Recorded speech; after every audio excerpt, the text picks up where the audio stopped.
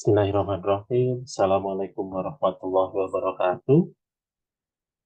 Selamat siang, para dokter, kemudian ada Bapak, Ibu, atau Mas, Mbak yang sedang menyaksikan atau mengikuti acara pada siang hari ini. Perkenalkan, saya Dr. Diki Triangga Putra, spesialis kedokteran jiwa yang nanti akan memandu jalannya acara seminar kali ini untuk awam nih. Jadi nanti kita untuk rundown-nya acara sendiri atau jalannya acara sendiri nanti akan dibuka oleh sambutan dari perwakilan dari IDI Malang Raya. Kemudian nanti juga ada sedikit sambutan dari perwakilan dari PDSKJI Cabang Malang. Kemudian nanti dilanjutkan oleh penyampaian materi oleh pembicara kita hari ini yaitu Dr. Winarni, spesialis kedokteran jiwa. Nanti sekitar penyampaiannya sekitar 10 sampai 15-an menit gitu ya. Kemudian dilanjutkan tanya jawab untuk para peserta yang ingin bertanya tentang apa yang akan di-share atau disampaikan oleh Dr. Winarni pada kesempatan siang hari ini. Eh, Nanti untuk pertanyaannya bisa jika merasa mungkin sungkan atau apa bisa ditulis via kolom chat dengan menyebutkan nama. Kalau ada instansi yang saat ini ditempati boleh disebutkan. Kemudian pertanyaannya apa? Ya, kemudian jika memang ada yang bisa bertanya secara langsung nanti bisa raise hand ya dengan di Zoom nanti akan kami pilih beberapa. Jika memang waktu memenuhi bisa kami sampaikan semuanya, tapi jika memang karena keterbatasan waktu nanti kita akan pilih beberapa pertanyaan. Oke, tanpa berpanjang lebar, mungkin untuk acara yang pertama dan bisa dibuka juga oleh perwakilan dari IDI, ya, IDI Cabang Malang Raya yang akan disampaikan oleh Dr. Nani Setiawati, Magister Kesehatan, Spesialis Kedokteran Keluarga dan Layanan Primer. Pada beliau, waktu dan tempat kami persilahkan. Eh, Terima kasih atas kesempatannya Dr. Diki. Assalamualaikum warahmatullahi wabarakatuh. Salam sejahtera, selamat pagi, dan juga salam sehat semua pada peserta maupun panitia maupun pembicara yang hadir di sini. Yang terhormat Ketua Perhimpunan PDSKJI Malang, atau dalam hal ini yang mewakili juga para pemateri, kemudian para moderator, juga panitia dan peserta. Syukur alhamdulillah kita berjumpa lagi dan ini merupakan tatap muka pertama kali untuk awam ya atau untuk masyarakat. Selebihnya kita sudah melakukan upaya-upaya untuk webinar untuk kalangan dokter ya. Mudah-mudahan ini bisa berhasil. Sebelumnya saya mengucapkan selamat dan saya ini adalah mewakili Ketua IDI Cabang Malang Raya karena beliaunya kebetulan pas ada tugas di Semarang sehingga tidak bisa memberi sambutan pada saat ini. Pada awalnya mungkin akhir-akhir ini kita tahu ya bahwa kejadian bunuh diri atau suicide itu semakin meningkat baik itu di dunia, di Indonesia, di Jawa Timur, dan seterusnya. Dan ini bisa menjadi perhatian kita. Makanya kita dari IDI bekerja sama dengan Persatuan Persatuan Dokter Kesehatan Jiwa Malang ya. Nanti ya spesialis kedokteran jiwa. Nah, ini saya sangat bangga sekali beliaunya dengan care akan memberikan ilmunya kepada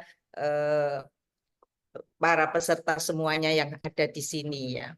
Kita tahu bahwa terutama ternyata pada saat bulan Juni, akhir Juni ya 2023 itu sudah tercatat kasus 663 bunuh diri ya di Indonesia.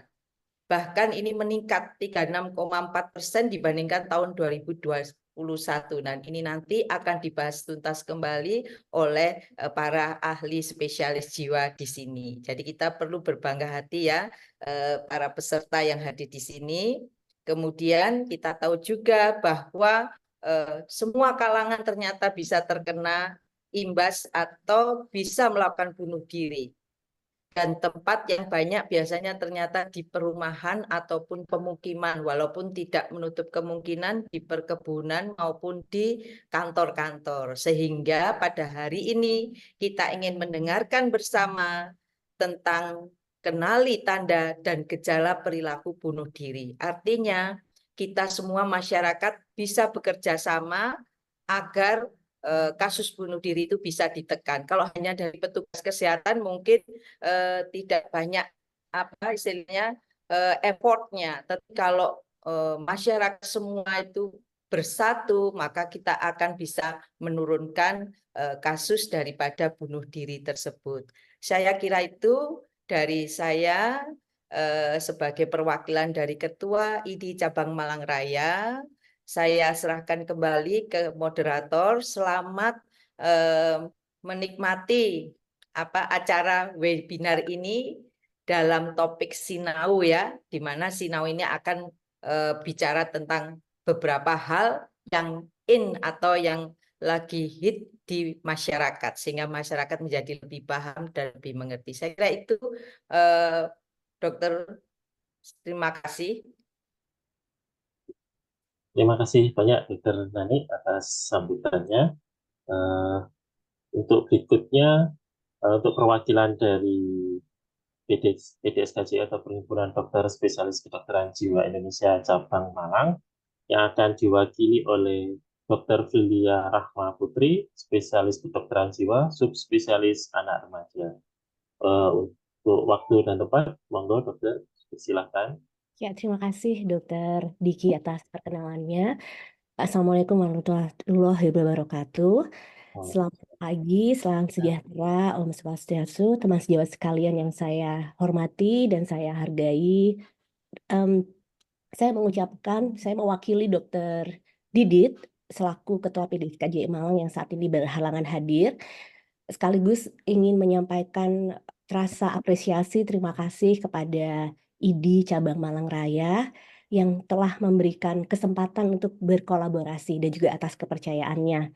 Jadi dengan adanya acara pada pagi hari ini, kami dari Perhimpunan Dokter Spesialis Kedokteran Jiwa bisa berbagi ilmu pada masyarakat awam, terutama tentang bagaimana mengenali tanda-tanda dan gejala perilaku mengakhiri hidup.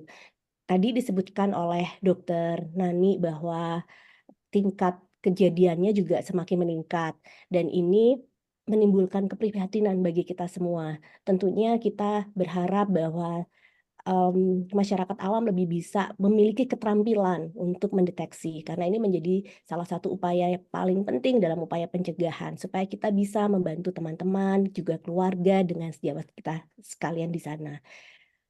Saya mengucapkan selamat mendengarkan materi presentasi dan mengucapkan terima kasih kepada teman sejawat saya, Dr. Diki Triangga dan juga Dr. Finani yang telah bersedia berkolaborasi untuk memandu acara dan juga menjadi pemateri pada acara webinar pada pagi menjelang siang hari ini. Saya kembalikan kepada Dr. Diki. Terima kasih. Assalamualaikum warahmatullahi wabarakatuh. Salam sejahtera. Waalaikumsalam warahmatullahi wabarakatuh. Terima kasih Dr. Filia untuk sambutannya. Eh, di waktu menjelang pagi atau siang ini, pertengahan gitu ya jadinya ya.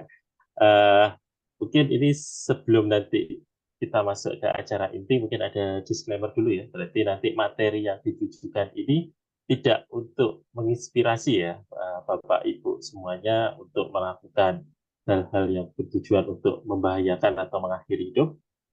Tapi seperti yang disampaikan oleh Dr. Nani maupun Dr. Filia tadi, lebih untuk supaya sebagian masyarakat awam bisa mengenali tanda maupun perilaku hal-hal atau apa saja yang nanti bisa menyebabkan perilaku yang membahayakan diri atau mengakhiri hidup atau suicide. Oke, sebelum mungkin saya sedikit perkenalkan sedikit ya untuk pembicara kita kali ini adalah Dr. Winarni Dian Dwi Astuti Wisnu Putri, spesialis kedokteran jiwa. Beliau ini adalah saat ini bertugas di Rumah Sakit Saiful Anwar Malang sebagai kepala KSM ya, atau kelompok staf medik fungsional di bagian psikiatri Rumah Sakit Saiful Anwar Malang. Beliau lahir di Banyuwangi 18 November tahun 1978 dan menyelesaikan pendidikan S1 di Universitas Brawijaya. Kemudian juga menyelesaikan pendidikan spesialis ilmu kedokteran jiwa di Universitas Negeri 11 Maret Surakarta. Jadi beliau juga punya banyak pengalaman ya, terkait kasus-kasus seperti ini. Jadi nanti bagi Bapak Ibu yang punya pertanyaan bisa ditulis di kolom chat, sebutkan nama, kemudian kalau ada instansi boleh dituliskan dari mana, kemudian pertanyaannya apa. Kalau mau berkenan bertanya langsung juga bisa mengajukan raise hand, nanti kami dari moderator maupun dari panitia akan memilih ya, nanti kira-kira pertanyaannya yang siapa yang akan dipilih. Jadi kalau waktu memenuhi bisa kita jawab semuanya, kalau memang waktu terbatas nanti bisa kita lanjutkan mungkin di kesempatan yang berikutnya. Baik, untuk selanjutnya, untuk Dr. Winarni, waktu sekitar 10-15 menit ya untuk penyampaian materi, kami persilahkan. Terima kasih Dr. Diki. Assalamualaikum warahmatullahi wabarakatuh. Terima kasih atas kesempatannya kepada pengurus ID, kemudian kepanitiaan Sinau, PDSKJI Malang, serta saya lihat ada beberapa dokter yang ada di sini, juga psikolog, juga teman-teman, dan serta Bapak Ibu yang hadir. Izin saya untuk saya screen.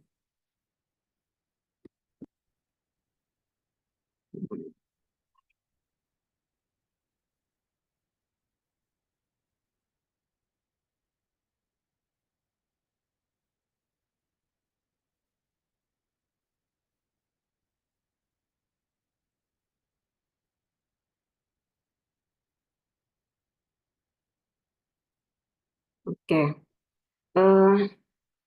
Mungkin dari kita, sebenarnya kalau dari bunuh diri ini kan banyak aspek yang terlibat ya, nggak hanya dari kedokteran jiwa juga, mungkin di sini saya lihat juga ada dari pihak sekolah mungkin, atau dari mungkin pihak yang berwajib yang lain-lain.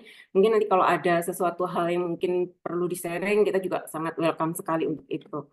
Karena keterbatasan kita juga mengenali dan lebih paham lagi di luar sana seperti apa sih sebenarnya, itu butuh masukan dari Bapak Ibu sekalian.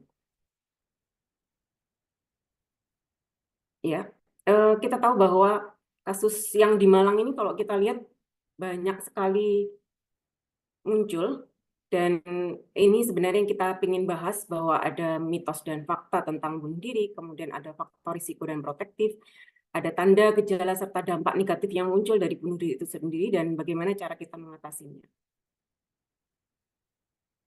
Selama ini yang kita tahu bahwa jika ada seseorang yang ingin bunuh diri itu tidak serius dia akan melakukan, hanya mencari perhatian dari kita, dan sepertinya tidak akan mungkin dia lakukan. Tapi faktanya ternyata dari beberapa jurnal yang ada bahwa 80% orang yang mengatakan ingin bunuh diri ini ternyata dia akan melakukan dan berhasil. Dan ini ternyata juga ada tanda dan gejala yang bisa kita lihat. Tapi mitosnya juga dikatakan bahwa bunuh diri nggak begitu tampak ada gejalanya. Tapi ternyata bahwa banyak yang mungkin bisa saya katakan tidak peduli atau tidak percaya ya terhadap apa yang disampaikan seseorang yang ingin bunuh diri, dan tidak paham sebenarnya dia sedang apa ini sekarang gitu. Dan yang berikutnya ada mitos bahwa sebenarnya dia bunuh diri itu memang menginginkan kematian, benar-benar ingin mati. Tapi ternyata bahwa sebenarnya mereka itu masih bimbang, masih ragu-ragu antara keinginannya untuk hidup ataupun untuk meninggal gitu. Dan mitos berikutnya bahwa dikatakan ketika dia gagal itu sepertinya tidak mungkin dia akan mengulangi lagi. Faktanya dari beberapa penelitian juga dikatakan bahwa ini berpeluang besar untuk dilakukan lagi jika tidak mendapatkan penanganan yang tepat. Dan mitos bahwa kita membicarakan sekarang tentang perilaku bunuh diri itu akan memicu orang untuk bunuh diri. Faktanya bahwa teman-teman yang mendengarkan hal ini sangat senang sekali karena bisa membuka komunikasi dan membicarakan, jadi membuat dia jadi lega dan terbuka, serta ada harapan bantuan untuk keluar dari permasalahannya. Kita tahu bahwa bunuh diri di dunia itu angkanya tinggi sekali ya, tiga terbanyak dari kematian yang di dunia, dengan usia kelompoknya sekitar 15-44 tahun. Ini usia yang sangat produktif, dan kalau dihitung bahwa ada satu kematian setiap 40 detiknya. Dan bunuh diri ini terjadi lebih besar pada laki-laki, kurang lebih 4 kali dibandingkan wanita, dan resiko kematiannya tentunya pada laki-laki lebih besar, dan pada wanita keberhasilannya kurang tapi usahanya lebih besar ya daripada pria. Dan orang yang 50% sampai 60% orang yang bunuh diri itu tidak mencari bantuan profesional sebelum melakukan percobaan bunuh dirinya. Jadi yang berhasil itu rata-rata hanya separuh yang mencari bantuan, sisanya tidak mencari bantuan. Seperti itu. Di Indonesia sendiri, data dari Mabes Polri dikatakan tahun 2002 ini meningkat cukup tajam ya dari 2021, sebanyak 826, dan data yang saya lihat barusan itu di Indonesia sampai akhir Desember 2023 itu sekitar 1.200-an, naiknya cukup tajam ya. Selama kurang lebih setahun ini 400-an kasus mungkin. Dan sebenarnya bunuh diri ini apa sih definisinya? Bunuh diri ini adalah suatu tindakan yang bertujuan untuk mengakhiri hidupnya sendiri yang dapat berakibat kematian dan sifatnya impulsif. Artinya seseorang melakukan bunuh diri ini biasanya tidak berpikir panjang untuk melakukannya. Dan metodenya sangat banyak sekali, dan rata-rata kalau dari jurnal yang terbaru pun itu dikatakan yang paling banyak adalah meminum racun. Kemudian yang tadi udah disclaimer dari Dr. Diki juga saya tekankan sekali lagi ya, ini bukan untuk ditiru, tapi kita menyampaikan data dan informasi yang ada selama ini yang terjadi seperti apa. Kemudian metode yang berikutnya adalah hanging, kemudian membakarkan diri, kemudian drowning dan jumping, serta alkoholisme. Yang jumping terakhir yang kita lihat bahwa memang sudah ada upaya dari pihak kepolisian untuk membuat pagar ya, karena saya rumahnya juga daerah Suhat, jadi sudah tahu bahwa di jembatan sebelah yang mengarah ke Soekarno-Hatta itu sudah ditutup. Itu suatu upaya yang sangat bagus sekali menurut saya. Dan dari kita sendiri ada beberapa pasien yang sebelumnya sering menyampaikan bahwa mereka pengen lompat dari Suhat, sekarang jarang sekali ya Dokter Diki mungkin disampaikan kalau Suhat itu salah satu ide untuk mereka untuk melompat dari situ. Dan bunuh diri ini tahapannya sebenarnya apa aja? Yang pertama tentunya adalah ide ya. Ide dulu, kemudian baru ada niat. Itu biasanya akan terlihat dari apa yang disampaikan, juga yang dilakukan, yaitu verbal maupun non-verbal. Kemudian ada upaya yang sudah dilakukan, tapi ini mungkin bisa dicegah. Dan yang terakhir adalah jika pencegahan tidak bisa dilakukan dan terlewatkan, maka akan terjadi bunuh diri. Apa faktor risiko dan protektif? Tadi Dr. Nani juga sampaikan bahwa sebenarnya siapapun bisa beresiko untuk melakukan bunuh diri. Ini adalah faktor risiko dan protektif yang memang di jurnal di dunia dan di Indonesia memang disampaikan. Kebanyakan seperti ini, tapi tidak menutup kemungkinan yang tidak kita sampaikan juga bisa kejadian gitu ya. Salah satunya adalah kalau di psikiatri itu tidak hanya satu sebab, yaitu faktornya adalah biopsikososial. Faktor biologinya secara demografi adalah laki-laki, biasanya lebih rentan, lebih berisiko, dan usianya biasanya lebih muda untuk yang memang melakukan upaya. Jadi upaya sering dilakukan pada pasien-pasien atau teman-teman yang berusia lebih muda atau remaja, dan yang lebih tua ternyata datanya itu lebih berhasil dilakukan gitu. Secara genetik juga ada riwayat keluarga, kemungkinan besarnya sekitar 4 kali lipat daripada yang memang tidak ada riwayat keluarga melakukan bunuh diri. Kemudian ada penyakit fisik di mana ini berkepanjangan, berat, seperti sakit kanker, kemudian HIV, dan yang lain-lain. Kemudian juga ada riwayat penyalahgunaan zat dan alkohol, kemudian ada gangguan psikiatri seperti depresi, bipolar, kecemasan, dan yang lain-lain. Kemudian juga ada faktor psikologi. Banyak teman-teman yang berkeinginan untuk melakukan bunuh diri itu memang mempunyai gangguan kepribadian, antara lain adalah borderline atau BPD, kemudian antisosial, kemudian ada peristiwa hidup yang stressful, kemudian masa kecil yang buruk seperti adanya bonding, pola asuh, kemudian ada abuse seksual, kemudian skill problem solving yang kurang, perilaku mencari bantuan juga kurang, impulsivitas, kemudian memang biasanya sering rentan pada teman-teman yang punya orientasi seksual seperti homoseksual dan ada riwayat bunuh diri sebelumnya. Dari faktor sosial adanya kultur ya, agama dan budaya ini adalah salah satu faktor pencegahnya. Kemudian ada isolasi sosial, seseorang yang mungkin single atau bercerai atau belum punya anak ini lebih rentan. Kemudian kondisi sosial ekonomi, dengan kondisi ekonomi yang rendah, tidak bekerja, tidak punya rumah, ini juga lebih beresiko. Dan imitasi dari media ya, ini yang juga seringkali akhirnya mencetuskan ide dari teman-teman yang lain untuk meniru perilaku bunuh diri, terutama pada anak muda. Dan ada kemudahan metode yang mematikan. Ini biasanya pada orang-orang yang mempunyai akses untuk senjata api dan terkait dengan itu tadi apa namanya zat-zat yang terlarang. Kemudian yang berikutnya, apa tanda dan gejala serta dampak dari perilaku bunuh diri ini sendiri? Yang pertama adalah tentunya yang sering kita dengar adalah secara verbal yang disampaikan. Seringkali mereka sering menyampaikan keinginannya. Kayaknya mati itu lebih enak ya, tidak punya masalah apapun gitu. Atau mereka merasa kadang kayaknya kok kosong ya, hampa, nggak ada perasaan sama sekali di hati saya, atau capek gitu. Kayaknya nggak ada alasan apapun untuk saya tetap hidup.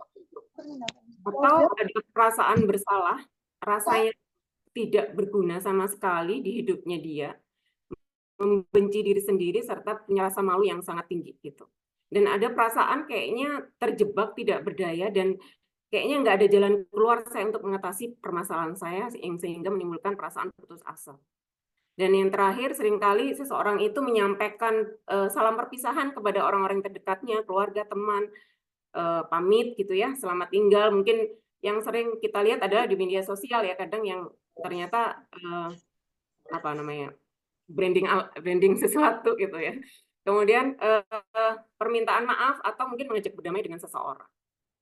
Dan tanda gejala yang mungkin terlihat dari perilaku sehari-harinya, biasanya seseorang itu mencari informasi caranya seperti apa sih bunuh diri itu, alat bahannya seperti apa, kemudian menyiapkan dia sudah dengan planningnya, kemudian kan udah ada niat tadi dan mencoba, kemudian mengatur apa yang kira-kira akan saya tinggalkan, mungkin dengan anaknya memberikan warisan atau surat wasiat atau harta yang berharga. Dan cenderungnya orang-orang yang akan bunuh diri ini akan terlihat menarik diri dari lingkungan sekitarnya, ya. Tidak beraktivitas seperti sebelumnya, mundur dari kegiatan-kegiatan rutin yang dia lakukan, gitu. Kemudian juga ada perilaku merusak diri sendiri seperti self-harm. Ini salah satu tanda bahwa kemungkinan untuk seseorang itu berisiko bunuh diri sangat besar sekali, atau melakukan sesuatu yang merugikan diri sendiri seperti memakai zat dan alkohol, kemudian kebut-kebutan, dan meminum obat-obatan dari dokter secara overdosis. Yang nampak berikutnya adalah perubahan fisik dan mood yang sangat drastis ya. Mungkin terlihat dari berat badannya yang terlihat makin kurus, mudah marah, atau mungkin tidurnya juga jadi terganggu. Atau kita lihat bahwa memang seseorang tersebut mengalami peristiwa yang sangat menekan. Bisa memang berat atau memang berkepanjangan permasalahan yang dihadapi.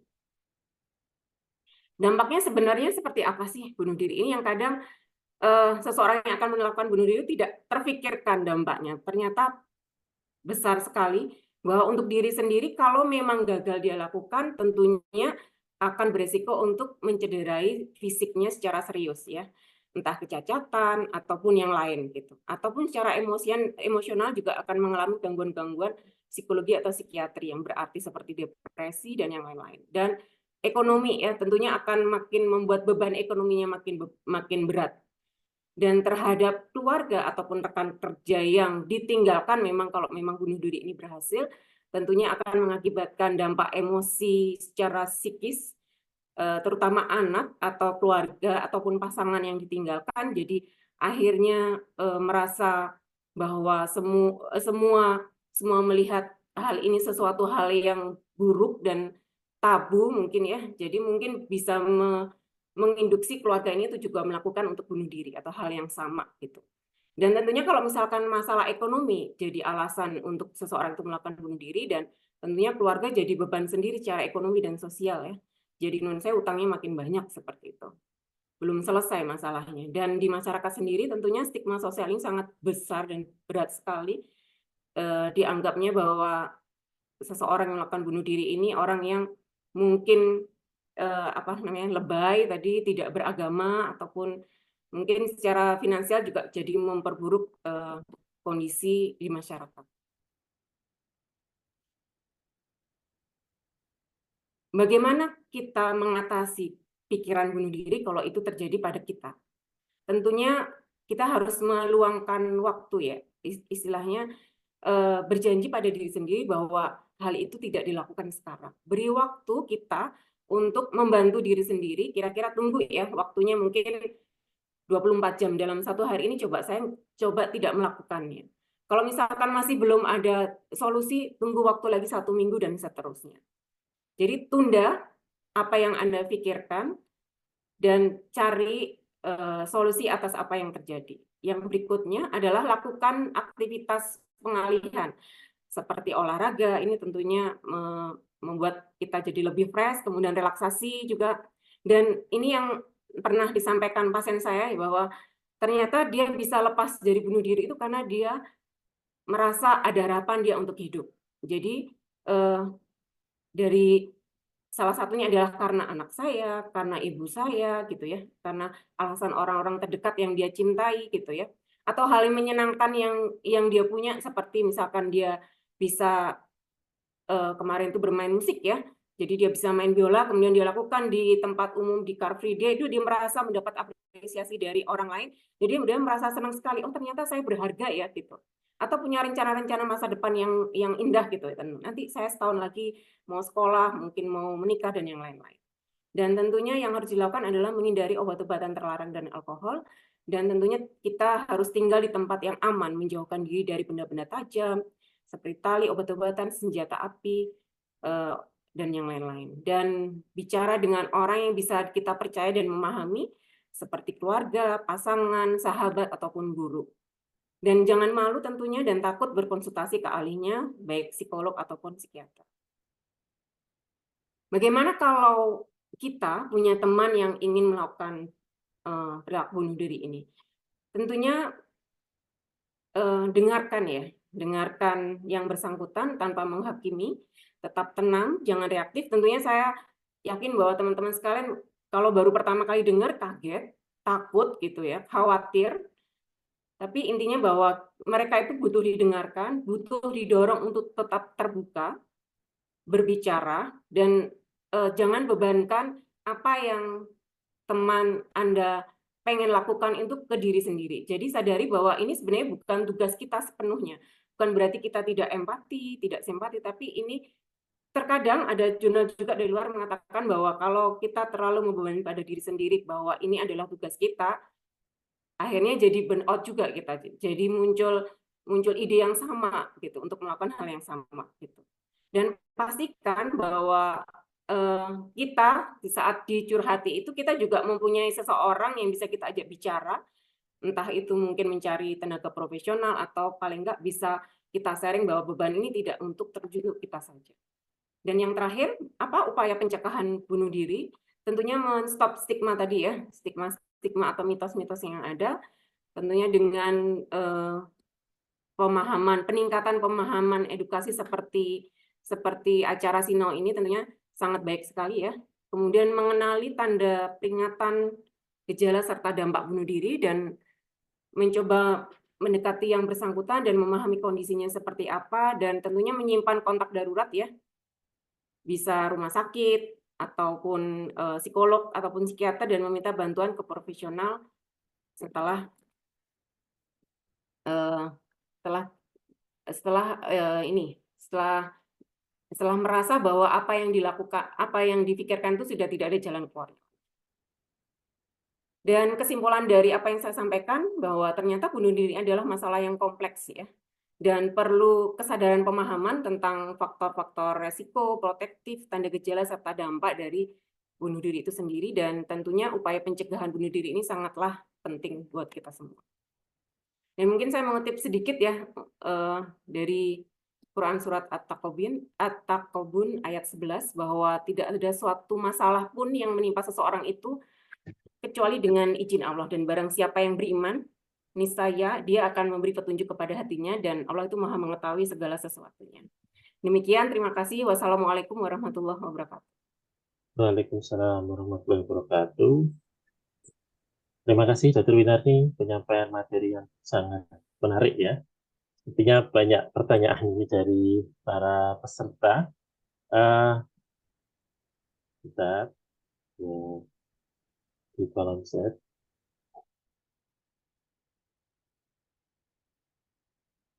Mungkin saya mengundang Pak Agus Trijoko Susino. Mungkin bisa menyampaikan beberapa pertanyaannya ini secara langsung Pak ini. Pak Agus Trijoko Susino, apakah ada? Pak Agus? Oke. Atau saya bacakan ya beberapa pertanyaannya karena mungkin cukup ada banyak. Yang pertama, apakah apakah kecenderungan bunuh diri atau perilaku bunuh diri berhubungan dengan genetika? Apakah kecenderungan seperti ini benar-benar diwariskan? Jadi apakah turunan gitu mungkin ya? Jika iya, apa anjuran medis untuk mengurangi perilaku tersebut jika perilaku bunuh diri merupakan perspektif evolusi? Adakah contoh atau hewan yang menunjukkan aspek evolusi tersebut? Mungkin bisa dijawab dulu, Dr. Win, satu pertanyaan ini. Iya, sebenarnya kalau faktor genetik secara langsung itu tidak bisa berdiri sendiri ya. Lebih banyak peran faktor lingkungan, karena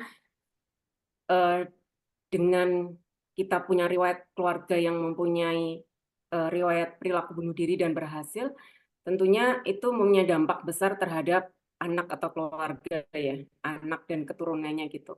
Tapi ternyata pengaruh ini juga dipengaruhi oleh faktor lingkungan, di mana seseorang yang dibesarkan dengan lingkungan yang aman, dengan yang penuh kasih sayang, tidak tumbuh dalam lingkungan yang menekan, itu juga tentunya berpengaruh ke seseorang apakah akan melakukan hal yang sama, dan apakah dia bisa mengadaptasi perilaku bunuh dirinya.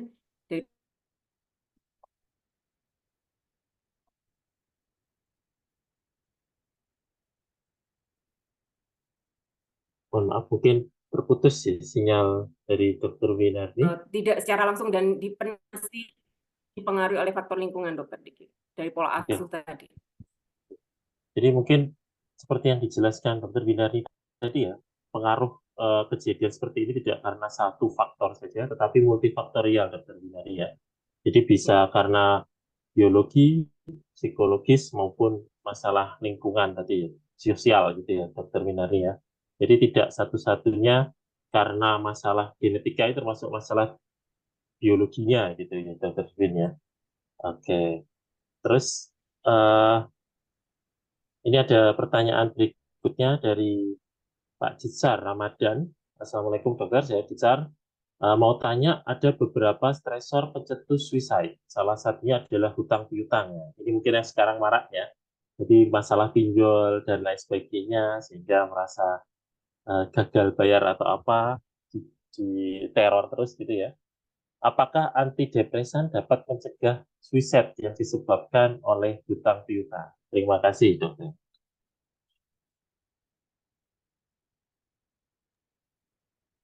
Iya.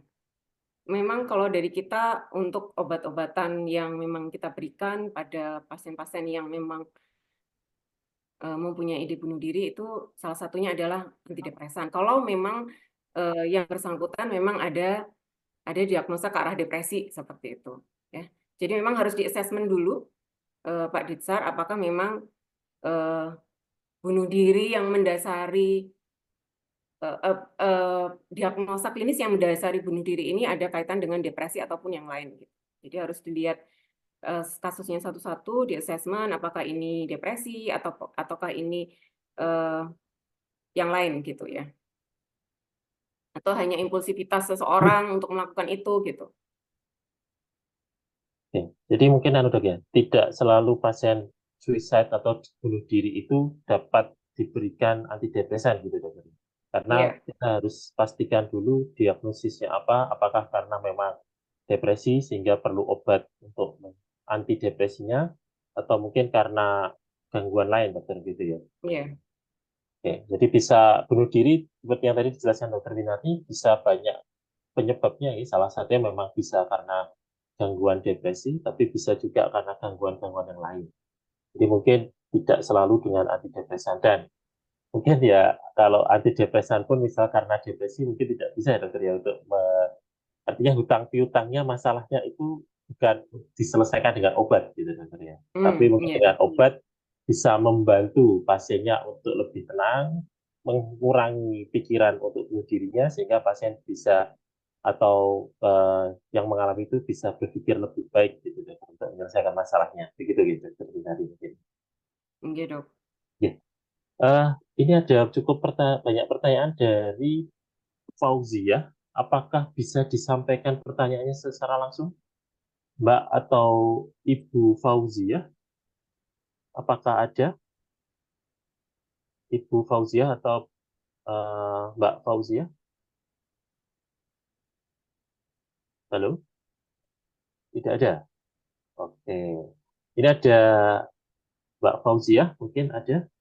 Tidak ada. Oke, ini ada beberapa pertanyaan.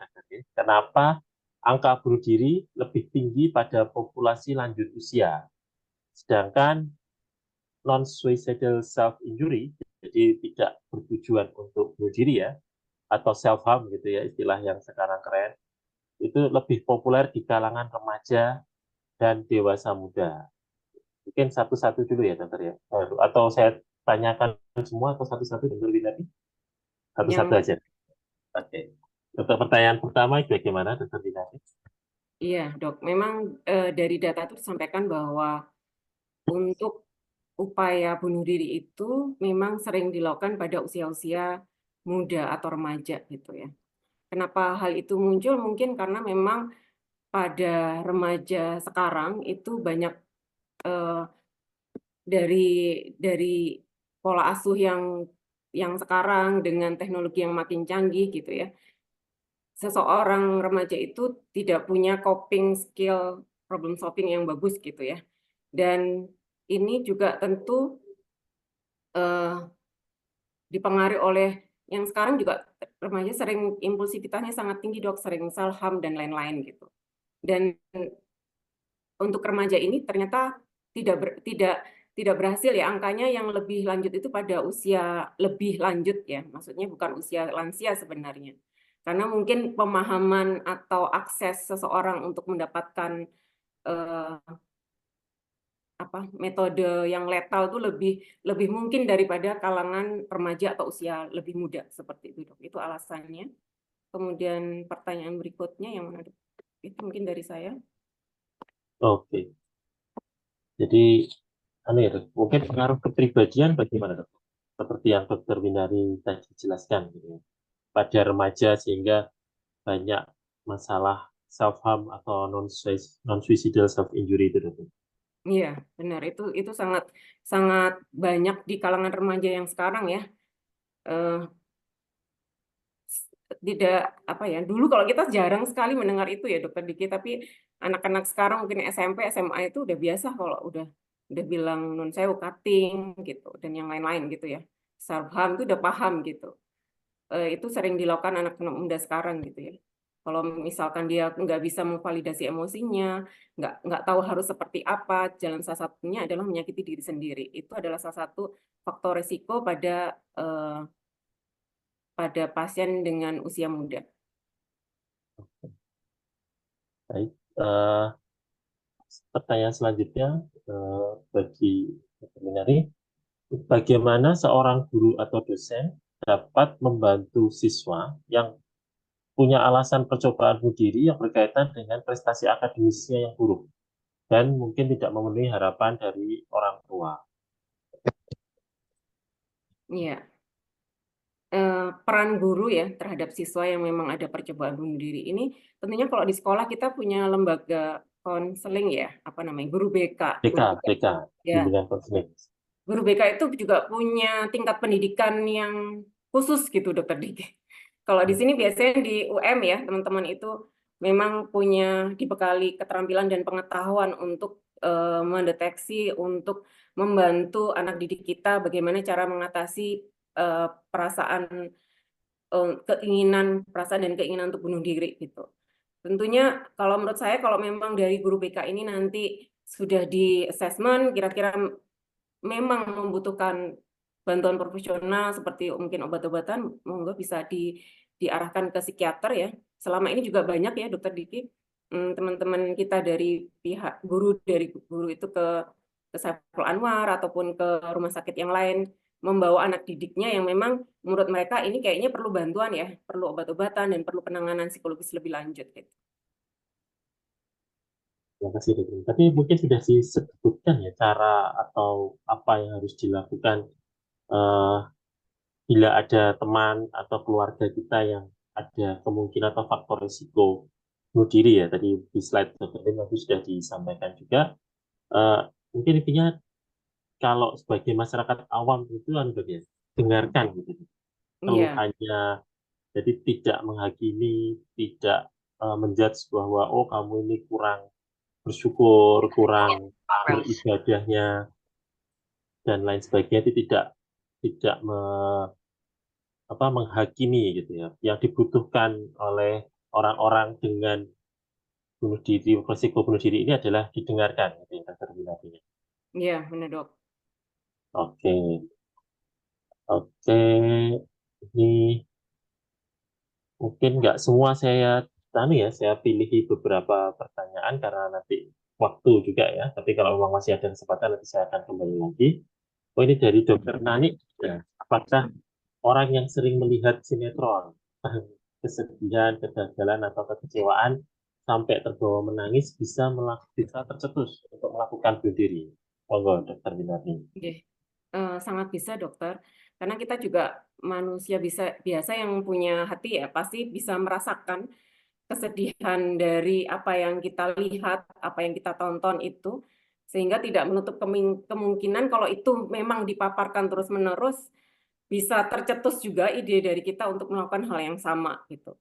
Tentunya ini juga dibutuhkan kebijakan dari media untuk membatasi pemberitaan yang terus-menerus, atau mungkin juga ada batasan bahwa apa yang disampaikan itu tidak hanya tentang hal yang negatif gitu ya, maksudnya tentang caranya gitu, tentang stigma-stigma yang mungkin selama ini melabel seseorang untuk melakukan bunuh diri, mungkin hal-hal yang positif yang mungkin sebenarnya dia sudah pernah berobat ke kita tapi tidak berhasil gitu ya, atau hal-hal yang mungkin pernah dia lakukan untuk mengatasi perasaannya itu seperti apa. Jadi bisa mencetuskan ide teman yang lain yang pengen melakukan hal sama bahwa ini bisa diikutin loh, jangan mengikuti yang nggak baik seperti itu Dokter Nani. Mungkin itu. Terima kasih. Gitu. Ya. Mungkin sekali lagi ya, disclaimer tadi sekali lagi bahwa apa yang diajarkan di sini nanti tidak bertujuan untuk menginspirasi ya, untuk melakukan hal-hal yang berbahaya ya, bagi para Bapak Ibu. Oke, jadi ini pertanyaan berikutnya dari, atau ada yang misalkan ada yang bertanya secara langsung, bisa raise hand-nya, nanti akan kami buka di Zoom-nya. Jadi mungkin ingin bertanya secara langsung ke Dr. Winarni juga boleh. Ini dari Anisatur R, mohon izin bertanya, bagaimana menjaga boundaries saat dekat dengan orang-orang yang berkali-kali mengungkapkan ide bunuh diri agar tidak berdampak negatif kepada diri kita. Terima kasih. Monggo, Dr. Winarni. Ini Dokter Anissa ini kalau nggak salah ya. Ya dok, memang jadi toksik buat kita ya kayaknya. Kalau ada seseorang yang selalu menyampaikan ingin bunuh diri, apalagi juga kita sebagai tenaga profesional juga seringkali setiap hari ya dok, mendengarkan itu. Tentunya kita punya batasan bahwa ini memang harus saya dengar, ini harus saya masukkan dalam pikiran dan perasaan saya atau tidak. Atau kita mungkin lebih fokusnya bukan ke bunuh dirinya mungkin dok ya. Jadi apa yang disampaikan teman kita itu mungkin kita bisa cari lagi sisi hal yang positif lagi. Misalkan kan nggak mungkin dia ngomongnya saya pengen bunuh diri terus menerus gitu ya. Ada hal yang mungkin upaya yang sudah dia lakukan gitu ya. Itu mungkin bisa kita jadikan pengalihan fokus kita bahwa nggak hanya bunuh diri yang mungkin menginspirasi kita untuk melakukan, tapi hal lain gitu dok. Jadi kalau kita fokus ke hal yang lebih positif, mungkin menurut saya nggak sampai masuk ke pikiran kita untuk melakukan hal yang sama sih. Dan mungkin batasi waktunya, frekuensinya itu juga penting dok. Dan ada dia ceritanya ke kita terus ya dok, mungkin bisa kita ajak ke psikolog atau psikiater gitu. Oke. Jadi jika memang sudah merasa ada dampak negatif ke pendengar ceritanya, sarannya sebaiknya segera disarankan untuk ke profesional gitu dokter ya, ke psikolog maupun psikiater gitu Iya, ya, supaya nanti tidak apalagi berdampak kalau negatif. sampai Oke. sampai Ya, kepikiran, sampai nggak bisa tidur, oh sampai iya, terganggu aktivitas ya betul dok. betul Itu betul. berarti kita sudah terpengaruh secara langsung itu. Ya betul. Supaya nanti tidak memicu yang lain untuk mengikuti hal yang sama gitu ya dokter ya. Oke. Ini ada yang raise hand atas nama Iya. Susi ya. Silahkan bisa dibuka untuk apa mute-nya atau videonya juga bisa dibuka. Ya, silahkan. Assalamualaikum. Assalamualaikum warahmatullahi wabarakatuh. Selamat siang, Bu Dokter Winarni. Ini Iya, ngapunten Bu, Iya. saya mau bertanya. Ini kan saya dosen di salah satu universitas. ya, Kebetulan juga sebagai ketua unit layanan terpadu kekerasan seksual dan perundungan.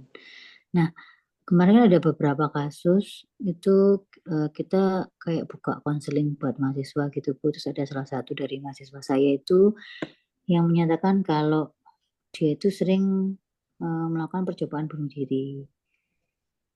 Mungkin masalahnya itu berdasar dari trauma masa kecil, kemudian ketika kegiatan perkuliahan pun tidak memberikan semacam tempat ataupun teman yang nyaman buat dia. Nah ini kalau saya mereka konsultasi seperti ini tuh biasanya saya udah mencari poin-poin tertentu dari mahasiswa ini, yang poin-poin yang unggul dari dia untuk lebih dikembangkan. Kemudian untuk lebih dia fokus misalnya ke olahraga atau fokus untuk lebih berprestasi lagi. Cuma kadang-kadang itu saya jadi was-was gitu Bu. Saya jadi was-was. Jadi kadang-kala itu tetap saya tindak lanjuti dengan tetap mengirimkan WA bagaimana kabarnya hari ini. Dan kemudian saya juga menyarankan untuk juga mahasiswa tersebut tuh melakukan konsultasi dengan psikolog ataupun psikiater. Nah ini untuk sebagai dosen ini Bu, hal-hal apa yang bisa kita lakukan lagi supaya mahasiswa ini tuh benar-benar tidak melakukan perbuatan itu. Karena kalau misalnya kita udah interaksi seperti ini, ternyata yang kita lakukan gagal suatu ketika itu kan menimbulkan penyesalan sama kekecewaan, khususnya bagi orang yang pernah tahu cerita itu kemudian pernah memberikan saran-saran baik dari sisi agama maupun dari yang lain. Itu aja Bu Dokter Winarni, matur nuwun sangat. Oke. Bu Susi. monggo Dr. Winarni. Ya. Iya. Saya sangat apresiasi apa yang dilakukan Bu Susi ya. Memang sekarang pasien-pasien kita juga banyak mahasiswa Ibu ya. Jadi dan untuk penanganan bunuh diri ini sebenarnya nggak mudah untuk kita juga gitu ya. Bu ya. Memang pasien ini dengan latar belakang yang banyak gitu ya, dengan mungkin memang diagnosa klinisnya ada, kemudian gangguan kepribadian juga ada, kemudian pola asuh di keluarga dan lingkungan pertemanan dia juga kompleks sekali masalahnya, tentunya Oke. hal ini nggak mudah gitu. Dan saya paham sekali, tentunya kita sebagai orang terdekat itu ingin memberikan yang terbaik gitu. Nggih, Jangan nggih, sampai Bu. muncul salah, rasa kecewa kalau memang hal itu dilakukan gitu ya, Dok. Nggih, Ya, Bu nggih, ya. leres, Jadi leres, memang nggih, tapi leres. kita nggak bisa, kalau sudah melakukan yang menurut kita maksimal, kita nggak bisa buat lebih lagi gitu, Bu. Selain memang menganjurkan dia untuk berobat ke ahlinya gitu. Karena memang ada beberapa hal yang dari teman ini memang membutuhkan obat-obatan. Jadi nggak bisa hanya kita menyampaikan support, kemudian memberikan beberapa masukan gitu ke mereka. Memang butuh, ada beberapa yang memang membutuhkan pengobatan. Mungkin kalau saya lihat Itu dari sudah, Bu. Itu sudah. Iya, ya. sudah ada. Dia sudah berobat. Kemudian pernah menemui saya itu dalam kondisi minum obat yang lebih dari dosis yang disarankan gitu loh, Bu. Oh Jadi ya. saya itu sampai ya Allah, udah berobat juga, udah konsultasi juga di luar. Iya, memang kalau memang ada kecenderungan untuk bunuh diri, biasanya kita nggak berikan obat dalam jangka waktu yang lama ya, mungkin dalam 1 minggu, bisa 1 minggu lagi gitu. Mungkin perlu peran keluarga atau orang terdekat yang lain, Bu, yang Oh, bisa nggih. paham Jadi tentang apa posisi gini ya, anak Bu itu ya, ya. mungkin saya bisa memanggil orang tua mungkin gitu nggih, Bu nggih? Mungkin atas persetujuan si anaknya dulu, Oh, butuh nggih, bantuan nggih. apa dia gitu. Nanti takutnya Nggih. kalau memang ada hubungan yang nggak harmonis dengan orang tua, jadi disalahkan kitanya Oh, gitu. nggih, nggih, nggih. Jadi Nggih, Bu. mungkin memang kalau kita mau memberi bantuan itu kita harus tanyakan ke yang bersangkutan dulu, biar Nggih. dia nggak marah dan makin menjauh gitu. Kira-kira butuh apa ya, apa yang bisa saya bantu. Nanti sampaikan alternatifnya apa dan apa yang bisa dia terima untuk dibantu gitu. Nggih, Bu. Matur nuwun sangat, Bu. Oke, Dokter Winarni. Ini sedikit menambahkan ya Dokter Winarni. Support Nggih. sistemnya mungkin harus diperkuat juga ya. Kuatkan ya. Seperti ya, entah karena kan masalahnya dengan siapa dulu gitu ya. Kalau misalkan masalah dengan keluarga terus tadi tidak, terus kita panggil keluarganya, nanti khawatirnya malah menambah masalah. Tapi paling tidak Iya. dia ada yang mengajak bicara, ada yang menemani dan lain sebagainya. Mungkin nanti itu bisa membantu mencegah ya. Karena kalaupun dari obat pun atau kita dengarkan pun ya kadang memang dengan kondisi yang cukup berat memang kadang masih sulit. Gitu sih. Ada juga Nggih, siap. pasien-pasien Matur yang sangat. denial terhadap bunuh diri juga ada. Oke. Oh, nggih, nggih. Banyak. Ya memang serba kompleks masalahnya memang. Oke, ini ada yang raise hand lagi atas nama Santia Anggraini. Mungkin bisa dinyalakan mic-nya. Monggo. Mbak Santia Anggraini.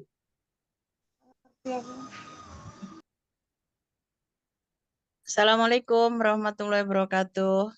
Waalaikumsalam warahmatullahi wabarakatuh. Oke, sebelumnya perkenalkan saya psikolog klinis di Gresik. Jadi di Rumah Sakit Semen Gresik ada polipsikologinya.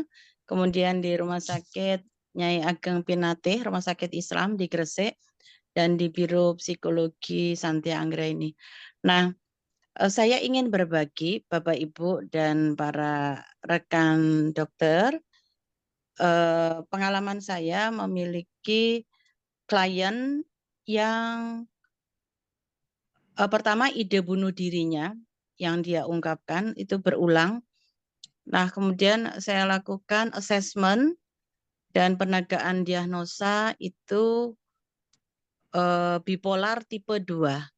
Jadi fluktuasi ciri khas dari bipolar tipe 2 itu adalah fluktuasi emosi yang sangat ekstrim. Jadi yang tadinya dia depresi, jadi bipolar tipe 2 ini didominasi oleh perasaan depresi. Jadi dia cerita, Bu, saya ini kalau 2 bulan atau 1 bulan itu tidak mau melakukan aktivitas apa-apa, ya saya di rumah aja tiduran, tidak melakukan apa-apa. Jadi ciri-ciri semua dari depresi itu ada muncul. Nah, tetapi nanti dengan tiba-tiba itu dia berubah bisa menjadi hipomania. Nah, sesudah 2 sesi saya assessment dan penegakan diagnosa, dia juga menyadari bahwa iya Bu, kelihatannya saya ini dia baru sadar kalau saya bipolar yang tipe 2. Nah, dia cerita bahwa kalau saya lagi depresi, selalu muncul adalah untuk bagaimana caranya saya bisa bunuh diri dengan alat-alat yang ada atau dengan obat-obatan atau mau terjun dari lantai 2. Nah, saat dia mania, itu dia ngomong kalau saya lagi sangat bersemangat karena dia punya rentetan trauma nggih, yang belum selesai, saya ingin membunuh orang-orang di sekitar saya. Nah, itu dia sadari. Dia sadari. Nah, tadi seperti dokter siapa ya, dokter Win mungkin yang mengatakan bahwa kadang-kadang kita juga perlu aware, ini perlu didengar terus-menerus dia ide untuk bunuh diri, perilaku yang sudah mengarah ke bunuh diri, atau kita tahu ini dia hanya sekedar sign ya, tanda. Nah, tetapi dengan dinamika dari pola kepribadian bipolar yang tipe 2 dan sedang proses ini jadi proses psikoterapinya, klien saya ini sadar, saya enggak mau minum obat, Bu. Karena saya tahu efek obatnya. Dia cukup cerdas, dia juga S2 nggih, dan orangnya kritis begitu. Dia juga banyak mempelajari begitu. Nah, jadi sharing saya ini Bapak Ibu bahwa ada memang tipikal kepribadian khususnya yang bipolar 2 itu mereka polanya itu selalu memunculkan ide bunuh diri itu saat dia depresi. Nah, ngeten. Tetapi kalau yang berbeda kan kasus-kasusnya, mahasiswa itu yang banyak ide bunuh diri itu. Kemarin saya juga ada klien di rumah sakit. Nah, ini saya sharing bahwa kasus-kasus konflik rumah tangga itu membawa dampak juga ke anak-anak sehingga mereka merasa kecewa, merasa eh, sangat marah sebetulnya ya, konflik-konflik itu ayahnya berselingkuh. Ini remaja putri ya, tapi semester 6. Nah, jadi dia tahu dan kemarahan itu berlanjut terus dengan tipikal kepribadian introvert juga, sehingga dia ini dalam 6 bulan terakhir ide untuk bunuh diri, perasaan depresinya itu kuat. Nah, itu berulang. Kemudian kondisi depresi itu ditambah dengan konflik putus pacar ya, putus dengan pacar. Jadi dia nggak ada pegangan, dia merasa hampa begitu nggih hidupnya. Nah, maksud saya sharing ini dengan rekan sejawat juga bahwa memang kalau saya sarankan ada farmakologinya. Kamu boleh pergi ke psikiater, ya, jadi ke psikiater juga yang bisa meresepkan obat, dan juga psikoterapi dari psikolog klinis ini tetap berjalan gitu. Tetapi ada juga klien yang memilih untuk saya enggak mau obat, Bu, gitu. Kenapa? Kan harus juga ada bantuan karena mungkin sudah ide-ide itu atau pikiran-pikiran itu yang di dalam otak itu yang perlu obat-obat antidepresan untuk beberapa saat. Nah, gitu. Jadi memang maksud saya kerjasama antara psikiater dengan psikolog klinis untuk klien-klien yang kecenderungan bunuh diri dengan tipikal kepribadian bipolar dan lain sebagainya, saya rasa itu sangat baik begitu. Sangat baik. Jadi kadang saya merefer gitu ya ke psikiater, atau mungkin ada psikiater juga kalau dia sudah dikasih obat-obatan, tapi psikoterapinya terutama untuk family therapy, untuk PTSD-nya kita bisa bekerja sama begitu untuk saling berada dalam satu pantauan. Nah, kebetulan di Rumah Sakit Semen Gresik ada memang poli psikiatrinya dan ada kalau saya di poli psikologi klinisnya. Nah, itu kita bisa saling bekerja sama begitu. Karena memang ini bukan tanggung jawab salah satu spesialis saja, tetapi kalau bunuh diri ini ya sudah bersama-sama. Selain family therapy, support dari family, support sosialnya juga, pendukung-pendukungnya itu untuk pemulihan ini bunuh diri. Nah, saya juga sangat berterima kasih sudah bisa mengikuti kegiatan ini, terutama dari Kedokteran Universitas Brawijaya. Saya mendapatkan info ini dari kakak sepupu saya ya, beliau Dr. Krisna itu dosen ekonomi di UB, nggih, dosen Fakultas Ekonomi. Terima kasih Bapak Ibu rekan sejawat, para dokter di FKUB, dan kita semua sebetulnya di organisasi profesi Asosiasi Psikolog Klinis Indonesia itu prihatin. Karena yang disorot adalah Malang ya. Malang itu banyak mahasiswanya yang bunuh diri, tetapi itu yang terungkap oleh media, yang tidak terungkap pun pastinya juga banyak gitu di kota-kota besar terutama untuk para mahasiswa. Nah, demikian sharing dari saya. Sekali lagi ini adalah kita bergandeng tangan ya untuk bersama-sama menolong para generasi muda maupun orang tua yang semakin banyak nih yang bunuh diri. Gitu Bapak Ibu, terima kasih. Assalamualaikum warahmatullahi wabarakatuh. Waalaikumsalam warahmatullahi wabarakatuh. Terima kasih Bu Santia Anggraini atas sharingnya. Mungkin sedikit informasi juga, saya sama dengan Dr. Lia itu bertugas di Rumah Sakit Saiful Anwar Malang ya, di RS Dr. Saiful Anwar Malang. Itu di situ kami selalu berkolaborasi ya dengan psikolog, baik gak rumahnya kasus depresi atau kasus bunuh diri atau suicide ya, kasus-kasus yang lain yang memang membutuhkan kolaborasi antara psikiater dengan psikolog, pasti akan kami lakukan karena kami tergabung di poli yang sama, tergabung di istilahnya kantor yang sama di Rumah Sakit SM. Saiful Anwarnya, KSM-nya ya, kalau dokter. KSM-nya juga sama, dan juga bisa di-cover oleh BPJS. Jadi baik terapi pemeriksaannya oleh psikiaternya atau dokternya maupun terapi misalkan nanti dengan psikolognya itu bisa di-cover oleh BPJS. Oke, itu ya sekedar informasi saja. Ini selanjutnya ada cerita atau sharing juga ini dari Catherine Gunawan. Apakah masih ada di Zoom ini, Mbak Catherine Gunawan? Oke, kalau tidak ada, ini saya bacakan gitu, mungkin Dr. Win bisa memberikan masukan. Jadi, selamat pagi dokter, saya Catherine dari Surabaya. Jadi, setiap saya ingin mencoba bunuh diri, saya terus mengalihkan dengan obat tidur. Saya kira setelah tidur dengan tenang, saya tidak akan terpikir untuk bunuh diri. Tapi nyatanya perasaan ingin bunuh diri masih ada. Saya memulainya dari self-harm dulu. Saya berdebar setiap ingin melakukan karena ingat agama juga, tapi juga merasa lelah hidup.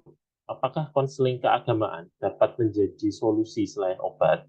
Dan mengapa setelah mendapat ketenangan dari tidur tetap tidak menghilangkan rasa bunuh diri atau kecemasannya? Monggo, Dr. Win mungkin bisa memberikan masukan untuk Mbak Catherine. Walaupun Mbak Catherine-nya nggak ada ya ini ya.